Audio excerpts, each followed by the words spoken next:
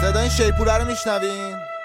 شیپور صلح بچه‌ها، شیپور صلح سلام کنین. شیپور صلح بچه‌ها شیپور صلح. آقا من جریان این شکلیه. آقا شیپور. ما همیشه لوتی منش بودیم، جریان موزیکی بوده، همیشه این شکلی جلو رفتیم. ولی نمیدونم فاز کفخابی و خیابونی و ابروتو بزنم و اینجور حرفا داستانش چیه دیگه؟ من که یادشم حواسم هست وقتی حرف میزنی راجبم، دست میزنی کابل برق، مواظب خودت باش، مهمات نمیخوام بعد نگاه کنم تو چشات، 100 نفر میان تو گاردت، تو شاخت فلک نزن رو مغزم، مشتای من مثل نارنجک همش میفکن، با لقد و چک تو قهرم، وقتی داد زدم بوبت زد بیرون از شلوارت، این چاقالا دوستم دارم ولی تو شکن، منم یه شیر مهربون تنومند، یاد داشت احترام بذار میای پلو من، حرف میزنی یاد دهم بیاد تو گلودن، حتی اگه باشی شنوتری شنوتر.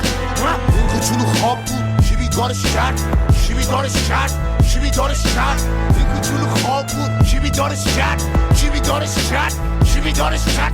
این کوچولو خواب بود کی بیدارش کرد، کی بیدارش کرد.